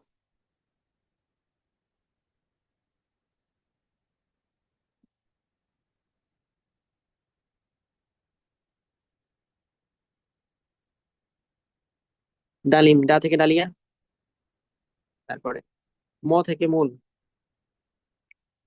মিয়ার মি থেকে মিষ্টি আলু, স থেকে শতমূলী, খা থেকে কাকরুল। মিলছে? শেষ। আর র থেকে মনে রাখবা রাঙা আলু, রাঙ্গা রাঙ্গা, এটা হচ্ছে র থেকে। গেল। তারপর আসো কাণ্ড দ্বারা। তো কাণ্ড দ্বারা যাদের হয়, এটার নামগুলো আমাদের আলাদা করে পড়তে হয় না। কেন পড়তে হয় না?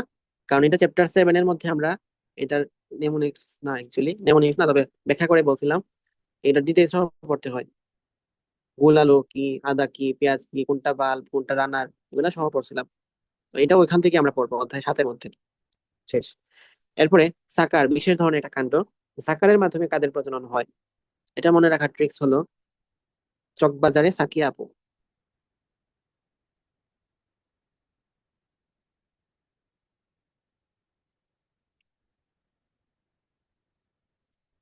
চকবাজারের চ থেকে চন্দ্রমল্লিকা, ক থেকে কলা, বা থেকে বাঁশ, সা থেকে হচ্ছে সাকার, আর তারপর হলো আ থেকে আনারস, ও থেকে পুদিনা।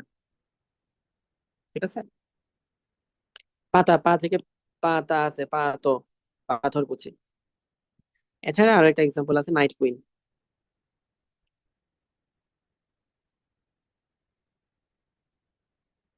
বুলবিল একটা আছে, একটা এক্সাম্পল আসলে মনে রাখা যায়, যেমন বুলবিল, চুপ রিয়ালো, বুলবিল তুই চুপ থাক, এরকম আর কি।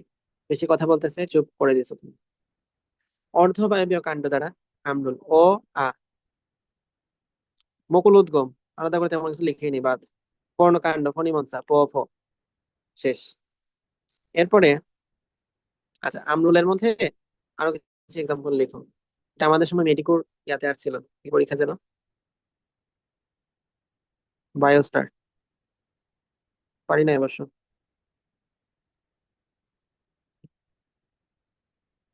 চন্দ্রমল্লিকা, স্ট্রবেরি, কলা, পুদিনা,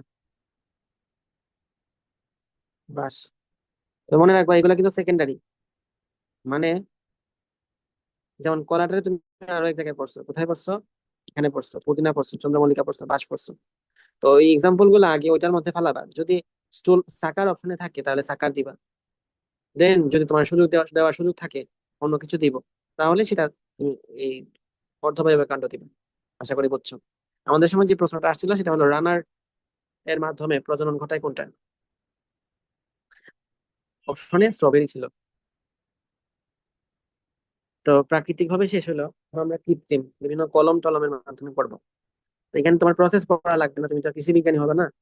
কাটিং বা স্লিপ, এটা কাদের দিয়ে হয় এটা জানলে, এগুলো জানলেই হবে। কাটিং এর অর্থ হলো শাখা কলম।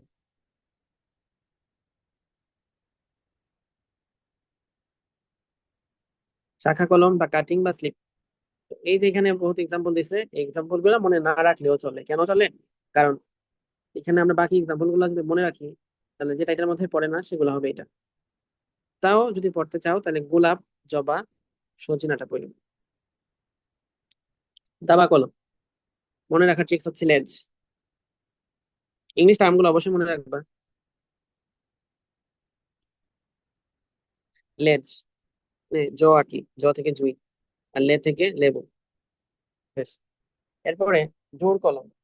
জোড় কলমে দুইটা টার্ম আছে, একটা হলো স্টক আর একটা সাইন। এর মধ্যে স্টকের জিনিস কি ভালো হয় না খারাপ হয়? সাধারণত যেগুলা স্টক হয়ে আছে, আচ্ছা এটা মানে ইউজ অনুসারে আলাদা হয়, তবে ধরো কল্পনা করো আর কি, যে স্টক করে ফেলাই দিছো তুমি, এটা এখানে থাকতে থাকতে থাকতে থাকতে পচে গেছে, এরকম আর কি। তো স্টক এটা হচ্ছে নিম্নমানের, আর সাইন হলো উচ্চমানের। তো যখন জোড় কলম করা হয়, তখন একটা নিম্ন প্রজাতির, মানে প্রজাতি না, নিম্ন বংশের উদ্ভিদের সাথে একটা উচ্চ বংশের উদ্ভিদের মিলানো হয় আর কি। যার ফলে এই স্টকের কাজটা হচ্ছে সে মাটির রসটা শোষণ করবে। আর সায়নটার ইউজ করতেছি কারণ যাতে একটা উন্নত ভালো প্রজাতির উদ্ভিদ জন্মায়। তাহলে স্টক এবং সায়ন দুইটাকে কাজে লাগাই আমরা জোড় কলম বা গ্রাফটিং করি। এটার এক্সাম্পল হলো কুল, মানে বড়ই আর কি। গুটি কলম, এটা মনে রাখার ট্রিক্স হচ্ছে আল্লাহ গো।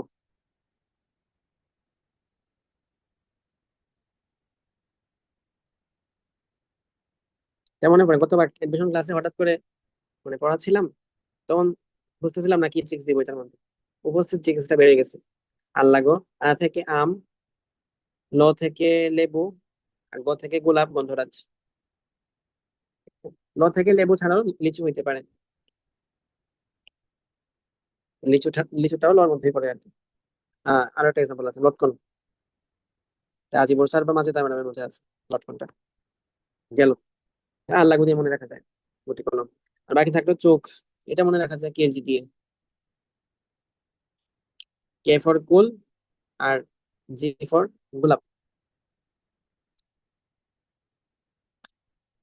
ওজন ওজন, ওজন ওজন আমাদের শেষ। তো ওজন ওজন যা বলছি, কোনো কোয়েশ্চেন আছে কিনা কারণ? এই কোন কলম কেমনে করে এটা আমার জিজ্ঞেস করেন, এটা আমি জানি না। যদি ইচ্ছা থাকে তাহলে নিজে করে নিয়ে পরীক্ষা লাগে না।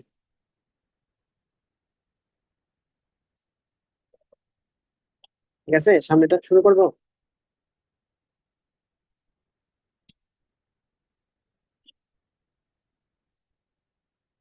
কোনো কোয়েশ্চেন আছে কারোর?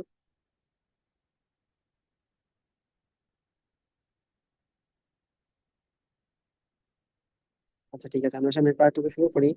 অজন জনন পড়লাম, জন জনন পড়লাম, তারপর আমরা অপুংজনি বা পার্থেনোজেনেসিস পড়বো। এই অধ্যায় আসলে অজন জনন জন জনন দুইটা পার্টি ইজি, পার্থেনোজেনেসিস আরো বেশি ইজি। মানে ধরো পার্থেনোজেনেসিস একটা নতুন টার্ম, অজন জনন সম্পর্কে তোমরা 19-এ পড়ছো, যৌন জনন সম্পর্কে 19-এ পড়ছো, বা অজন জনন সম্পর্কে প্রিভিয়াস অধ্যায়গুলোতে পড়ছো। বাট অপুংজনি বা পার্থেনোজেনেসিস টার্মটা এই জীবনে আজকে মনে হয় ফার্স্ট শোনা। তো পার্থেনোজেনেসিস আসলে জিনিসটা কি? যে প্রজনন প্রক্রিয়ায় ডিম্বাণু নিষেক ছাড়াই ভ্রূণ সৃষ্টি করে। আমরা কি দেখছি, যৌন জননের মধ্যে ডিম্বাণুটা নিষেকের মাধ্যমে, সেই নিষেকের পরে ভ্রূণে কনভার্ট হইতে দেখছিলাম। মনে আছে? আশা করি কেউ ভুলে যাওয়ার কথা হয়তো তাড়াতাড়ি। ডিম্বাণুটা ভ্রূণে কনভার্ট হয় নিষেকের ফলে। যদি এরকম হয়, নিষেক হয় নাই, স্টিল এই ডিম্বাণুটা কনভার্ট হয়ে গেছে ভ্রূণের মধ্যে, তখন এই প্রক্রিয়াকে বলা হয় পার্থেনোজেনেসিস।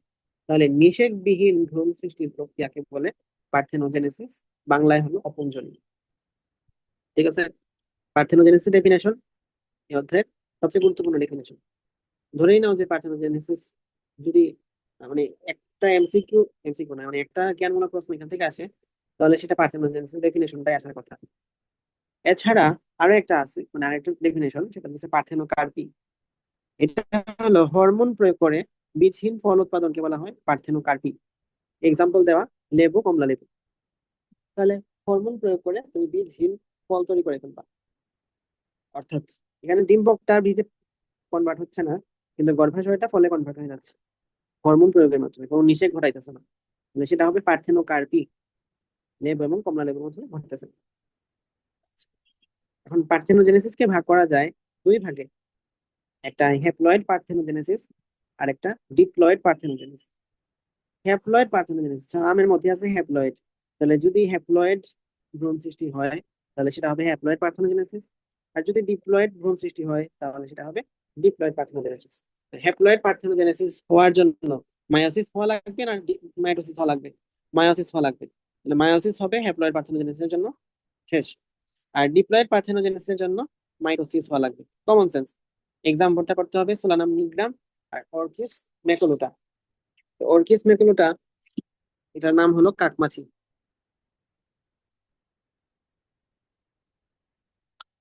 আর এটা হলো তিত বেগুন। এটা মাজেদা ম্যাডামের বইয়ে আছে, আর কোথাও নাই। পরীক্ষায় খুবই রেয়ার। ধরো এই কোয়েশ্চেন যদি আসে, হ্যাপ্লয়েড পার্থেনোজেনেসিস কার ক্ষেত্রে দেখা যায়, তিন চারটা এক্সাম্পল দিল, তিত বেগুন দিল, বা ধরো এরকম প্রশ্ন করলো যে তিত বেগুনের মধ্যে কোন ধরনের পার্থেনোজেনেসিস দেখা যায়, শিওর থাকো যে কনফিডেন্স নিয়ে 99.99 স্টুডেন্ট পারবে না এটা। মানে খুবই ডিপেন্ড কোয়েশ্চেন আর কি এটা। ডিপ্লয়েড পার্থেনোজেনেসিস এখন পারবে, কারণ এখন তাই বলে দিছি, তোমরাই তো পারবা। Diploid parthenogenesis, Parthenium argentatum Taraxacum albidum. Diploid parthenogenesis হতে দেখা যায়। দুইটা কথা গেল, মানে আমরা প্রকারভেদ শেষ করে ফেলছি। তারপর আসো অ্যান্ড্রোজেনেসিস। অ্যান্ড্রো কথাটা কার সাথে সম্পর্কিত? পুরুষদের সাথে সম্পর্কিত। সুতরাং অ্যান্ড্রো জেনেসিস, জেনেসিস মানে তৈরি। অর্থাৎ যদি এরকম হয় পুরুষ থেকেই, পুরুষের মধ্যে কি থাকে? শুক্রাণু। শুক্রাণু থেকেই ভ্রূণ সৃষ্টি হয়ে যায়, তখন তার নাম অ্যান্ড্রোজেনেসিস। এবং সাধারণত পুরুষরাই সিগারেট খেয়ে থাকে, তো তামাকের মধ্যে কি ঘটে? অ্যান্ড্রোজেনেসিস ঘটে। বোঝা গেছে? নিষেক ক্রিয়া ছাড়াই যদি শুক্রাণু থেকে ভ্রূণ সৃষ্টি হয়, তখন দিস প্রসেস ইজ অ্যান্ড্রোজেনেসিস। বুঝি আশা করি। পার্থেনোজেনেসিস কিছু গুরুত্ব লিখছে, যেমন অনেক সময় দেখা যায় যে মানে পুংগেমেট পাওয়া যাচ্ছে না, বা সি গেমেট তৈরি হতে পারতেছে না, তখন মানে সি গেমেট তৈরি হতে পারতেছে না, তখন ওই যে অ্যান্ড্রোজেনেসিসের মধ্যে আর কি। আর যদি দেখা যায় যে পুংগেমেটটা পাওয়া যাচ্ছে না, শিকত প্রকরণ হচ্ছে না, পরাগায়ন হচ্ছে না, অথবা আমরা গবেষণার কাজে লাগাচ্ছি, আমরা কৃত্রিম ভাবে সেটাকে সংশ্লেষিত করতেছি, তখন এইসব ক্ষেত্রে পার্থেনোজেনেসিস ইউজ করতে পারি, যার ফলে তাদের মধ্যে নিষেকের প্রয়োজন হয় না। কারণ নিষেক হইলে কি, নিষেকটা সাকসেসফুল হবে কিনা তার উপর ডিপেন্ডেন্ট করে, সেখান থেকে ভ্রূণ সৃষ্টি হবে কিনা তার সেটা ডিপেন্ড করে। ঠিক আছে, বুঝছি আশা করি। পার্থেনোজেনেসিস, এখানে নিষেকটা লাগে না। তো এখানে একটা সেগমেন্ট থাকলেই হয়, সেটা থেকে ভ্রূণ সৃষ্টি হয়ে যাবে। এরপরে কিছু টার্ম এখানে আছে, বহুত ঘুরাইতো আমাকে এক সময়। এপোস্পোরি, অ্যাপোগেমি। তো এই দুইটা কনফিউশন আগে ক্লিয়ার করি, এপোস্পোরি আর অ্যাপোগেমি। দেখো স্পোর আর গেমি, কোনটা শুনলে তোমার কাছে হ্যাপ্লয়েড মনে হয়, আর কোনটা শুনলে তোমার কাছে ডিপ্লয়েড মনে হয়? আমার কাছে মনে হয় যে, সবাই আনসার দিবা, এপোস্পোরি, স্পোর শুনলে মনে হয় ডিপ্লয়েড, কারণ স্পোরোফাইট মানে ডিপ্লয়েড ফেজ। আর অ্যাপোগেমি, গেমি শুনলে মনে হয় গেমেটের কথা, আর গেমেট হলো হ্যাপ্লয়েড, গেমিটোফাইট। ঠিক আছে। অ্যাপোস্পোরিটা হলো যদি ডিপ্লয়েড কোনো কোষ থেকে ভ্রূণ সৃষ্টি হয়, তখন সেটা অ্যাপোস্পোরি। যদি হ্যাপ্লয়েড কোনো স্পোর থেকে ভ্রূণ সৃষ্টি হয়, তাহলে সেটা হবে অ্যাপোগেমি। ঠিক আছে। ডিপ্লয়েড কোষ থেকে যদি ভ্রূণ সৃষ্টি হয়, দ্যাট ইজ অ্যাপোস্পোরি। হ্যাপ্লয়েড যদি কোনো কোষ থেকে ভ্রূণ সৃষ্টি হয়, তখন দিস ইজ অ্যাপোগেমি। ফাইন। তো হ্যাপ্লয়েড, সরি, ডিপ্লয়েড কোষ কি হতে পারে? ডিম্বক ত্বক, নিউসেলাস, ডিম, ভ্রূণথলি, এগুলো লিখছে। তো ডিম্বক ত্বক, নিউসেলাস, এগুলো হচ্ছে ডিপ্লয়েড সেল। এই ডিপ্লয়েড সেল থেকে যদি ভ্রূণ সৃষ্টি হয়, তখন সেটা হবে অ্যাপোস্পোরি। যদি সহকারী কোষ, প্রতিপাদ কোষ, এরা তো হ্যাপ্লয়েড, এদের থেকে ভ্রূণ সৃষ্টি হয়, দেন দ্যাট ইজ অ্যাপোগেমি। ঠিক আছে। এরপর আসো অ্যাডভেন্টেটিভ এমব্রায়োনি। এটা হলো যদি ভ্রূণথলি গঠন ছাড়াই সেখানে ভ্রূণ সৃষ্টি হয়ে যায়। একদম এখানে আশেপাশে সবগুলা নিউক্লিয়াস কোষ আছে, একটা কোষ আকারে বড় হয়ে গেল, সেখান থেকে ডিম্বাণু সৃষ্টি হয়ে গেল, সেই ডিম্বাণুটা ভ্রূণে কনভার্ট হয়ে গেল, কিন্তু কোনো ভ্রূণতলী গঠন হইল না। ভ্রূণতলী গঠন ছাড়াই যদি ভ্রূণ সৃষ্টি হয়, তাহলে সেটার নাম অ্যাডভেন্টেটিভ এমব্রায়োনি। এরপরে এতক্ষণ পর্যন্ত আমরা যে কতগুলা জিনিস পড়লাম, হ্যাপ্লোস্পোরি, অ্যাপোগেমি, অ্যাডভেন্টেটিভ এমব্রায়োনি, এগুলাকে মিলাই একসাথে বলা হয় এগেমোস্পার্মি। ঠিক আছে। আর এগেমোস্পার্মি ঘটানোর জন্য যদি পরাগায়ন লাগে, তো সেটাকে বলবো সিউডোগেমি। সিউডো মানে ফেক। তো এখানে পরাগায়নটা ঘটলেও সেটা ফেক পরাগায়ন আসবে। পরাগায়ন ঘটলেও নিচে কিন্তু ঘটতেছে না, ওই পরাগায়ন ঘটে লাভ কি? এখানে গ্যামেট যদি আমার আসেও, আইসা শেষ পর্যন্ত নিষেক ঘটাইতেছে না, তো এটা মূলত ফেক একটা পরাগায়ন। এটাকে বলা হয় সিউডোগেমি। ঠিক আছে। এগেমোস্পার্মি হচ্ছে, এগুলা সব মিলে একসাথে বলা হয় এগেমোস্পার্মি। জানা আশা করি। এরপরে দেখবা বইয়ের মধ্যে পার্থেনোজেনিস আর জনপ্রজনের মধ্যে পার্থক্য দিয়েছে। মেইন পার্থক্য এখানেই, যে নিষেক সৃষ্টি হওয়ার ক্ষেত্রে নিষেক প্রয়োজন হয় না এটাতে, নিষেক প্রয়োজন হয় এটাতে। অজনজন, জনজনের মধ্যে মেইন পার্থক্য কোথায়? মেইন পার্থক্য হলো নিষেক ঘটে না আর নিষেক ঘটে, গ্যামেট সৃষ্টি হয় না, গ্যামেট সৃষ্টি হয়। এরপরে বাংলাদেশে ফুল ফলের কথা লিখছে, যে জাতীয় ফুল হলো শাপলা, জাতীয় ফল হলো কাঁঠাল, জাতীয় বৃক্ষ আম, এবং আর কিছু কথা কি লিখছে না তো। তো শাপলা তো একটা ফুল, সেখানে অযৌন ঘটে। আর ফল জানি কি, গর্ভাশয় থেকে যৌন জননের ফলে ফল তৈরি হয়, তাহলে এইখানে ফলগুলা যারা আছে তাদের মধ্যে যৌন জনন ঘটবে। তাহলে ফুলের জন্য অযৌন জনন, কারণ অযৌন জনন ঘটে দেখে সেটা আর পরবর্তীতে ফল হইতে পারতেছে না। যারা যৌন জনন ঘটায় তাদের ক্ষেত্রে সেটা শেষ পর্যন্ত ফল হয়। পার্থেনোজেনেসিস পর্যন্ত বোঝা গেছে কিনা বলো? আমরা প্রায় শেষ পর্যায়ে চলে আসছি অধ্যায়ের। অযৌন জনন, যৌন জনন এবং পার্থেনোজেনেসিস, তিনটা কি ক্লিয়ার? জি ভাইয়া। জি ভাইয়া। আচ্ছা, ঠিক আছে। এরপরে উদ্ভিদের কৃত্রিম প্রজনন, এটা আরো ইজি এবং এটা থেকে একটা পরীক্ষায় রিয়ালি কোয়েশ্চেন আসে, খুব একটা আসে না তেমন। মানে না এমসিকিউতে না রিটেন না কিছুতে। উদ্ভিদের কৃত্রিম প্রজনন, প্রথম কথা হলো এখানে সংজ্ঞাটা করবা, সংকরায়ন কাকে বলে। সংকরায়ন মানে তো বুঝো, এরকম একটা কিছু আছে, এরকম একটা কিছু আছে, দুইটাকে মিক্স করে একটা কিছু বানাই দিলাম, মানে কাছাকাছি লেভেলের। তো দুই বা ততোধিক উদ্ভিদের মধ্যে ক্রস করিয়ে নতুন ভ্যারাইটি সৃষ্টি করার প্রক্রিয়াকে বলা হয় সংকরায়ন। কেমিস্ট্রি সংকরায়নের মতোই, এস ছিল, পি ছিল, ডি ছিল, এগুলাকে সংকরায়ন করে সাই বানাই দিলাম। এটা বৈশিষ্ট্য এস এর মতো কিছুটা, পি এর মতো কিছুটা, এই আর কি সংকরায়ন। দুই বা ততোধিক উদ্ভিদের মধ্যে ক্রস করে নতুন ভ্যারাইটি সৃষ্টি করা। এখন এই যে কৃত্রিম প্রজনন আমি ঘটাবো, এটার জন্য 6টা স্টেপ আছে। প্রথম কথা, আমাকে তো আগে সিলেক্ট করতে হবে যে কাদের মধ্যে হাইব্রিডাইজেশন বা পরাগায়ন, সরি, সংকরায়নটা ঘটবে। তো প্রথম কথা হলো প্যারেন্ট নির্বাচন করতে হবে। তারপরে দেখতে হবে যে এরা সব পরাগায়ন করে কিনা। তো এদের মধ্যে সব পরাগায়ন ঘটাইতে হবে, কারণ আমি তো চাই না যে আমার যে প্যারেন্ট উদ্ভিদটা ছিল সেই প্যারেন্ট উদ্ভিদটাকে একদম ইয়া করে ফেলতে, মানে নষ্ট করে ফেলতে। কারণ আমরা সামনে এমন কিছু করব যার ফলে ইয়া হয়ে যাবে আর কি, কোনো একভাবে ওই প্রাণীটা থাকবে না। মানে এক কথায় আমি প্যারেন্ট থেকে তো শেষ পর্যন্ত নতুন একটা জাত পাইতে যাচ্ছি। কারণ যদি আমি এরকম করি যে প্যারেন্টটা থেকে একদম ডিরেক্ট কাজ করে ফেলি, প্যারেন্টের মধ্যে কেটে ফেলি, তাহলে আমি নতুন কোনো জাত পাচ্ছি না। মানে প্যারেন্টের মধ্যে প্রথমে কৃত্রিম সব পরাগায়ন ঘটাইতে হবে। তারপরে প্যারেন্ট উদ্ভিদের ইমাসকুলেশন। ইমাসকুলেশন কথার অর্থ হলো পুংকেশর কেটে দেওয়া, যেটা যখন মানে প্রাণীর প্রজনন পর্ব বা জুলজি চ্যাপ্টার 9, পুরুষের ভাস ডিফারেন্স কেটে দেওয়ার যে প্রসেস, এটার নাম হচ্ছে ভ্যাসেক্টমি। ওই এটার মতো আর কি, অনেকটা মিলে যায়।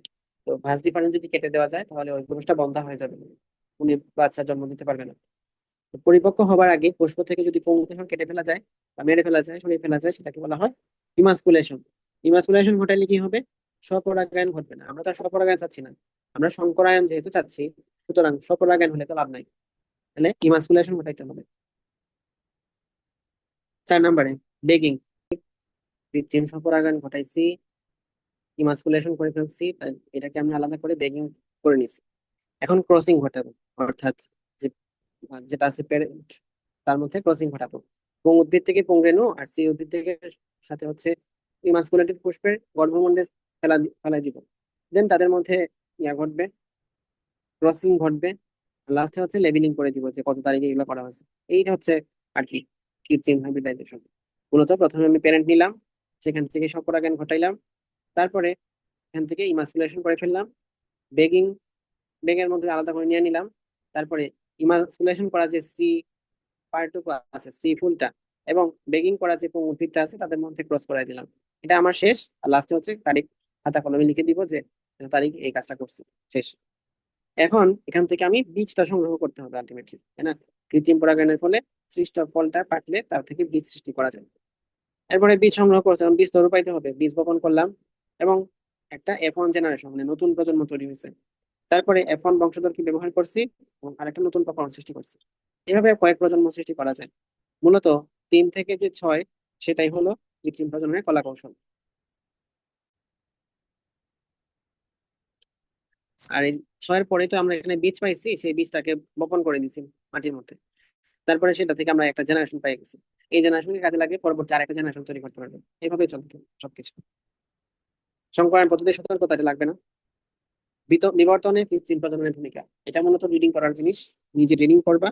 আশা করি এখানে বোঝানোর মতো কিছু নাই। কিছু দাগাই দিই আমি। কৃত্রিম সংকরণের মাধ্যমে আবাদকাল 20 থেকে 30 দিন পর্যন্ত কমানো যায়। তারপর হচ্ছে ইরি কোথায় অবস্থিত? যেখানে আন্তর্জাতিক ধান গবেষণা কেন্দ্র অবস্থিত হলো ফিলিপাইন্সে। আর বিড়ি কোথায় গঠিত অবস্থিত? জয়দেবপুর, গাজীপুর।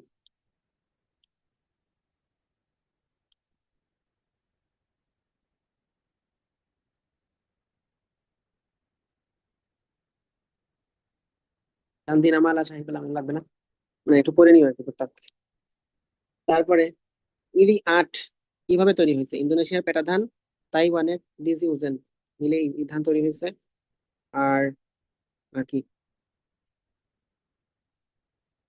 ইরিশাইল কিভাবে তৈরি হয়েছে? ইরিশাইল হলো ইন্দোনেশিয়ার পেটা ধান, ভারতের টিকে M6 ধান, তাইওয়ানের টাইচুয়ান, এদের মধ্যে সংকলন করা হয়েছে। বিরিশাইল কেমনে গঠিত হয়েছে? BR20 BR3, এটা মিলে মানে কোনটা কারেন্ট নিয়ে তৈরি হয় আর কি। কৃষকদের কাছে সবচেয়ে পছন্দের কোনটা? বিধান 28 আর বিধান 29। 17টা উফশি গম আবিষ্কৃত হয়েছে। মানে এরা, উফশি মানে কি? উচ্চ ফলনশীল। বলাকা, কাঞ্চন, আনন্দ, আকবর, বরকত, সৌগাত, এগুলো কোনো ব্যক্তির নাম না, এগুলো হচ্ছে গমের জাতের নাম। এই আর কি। এবার হাইব্রিড ফল তৈরি করা হয়েছে আম, তরমুজ, আপেল, বড়ই, গেল। রোগ প্রতিরোধী জাত উদ্ভাবন, এটা কি দেওয়া হলো? ডালিমসে চলে আসছে।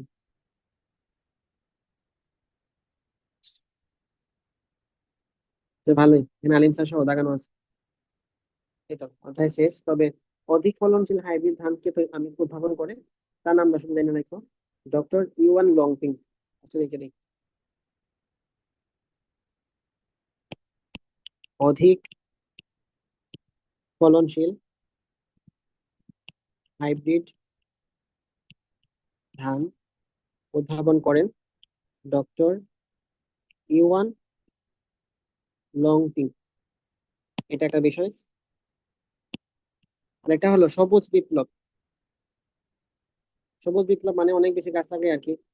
এখানে এক কথায় যতটুকু ফসলের প্রয়োজন, ফসলের চাহিদা পূরণ করার জন্য একটা থিওরি দিয়েছিল একজন বিজ্ঞানী। তো কি থিওরি সেটা জানা দরকার নাই, জাস্ট এটাই জানো, সবুজ বিপ্লব বা গ্রিন রেভলিউশন। এটা আজিবর স্যারের বইয়ে আছে। এটার জনক হলো কি? বোরলেন। That's all for chapter 10।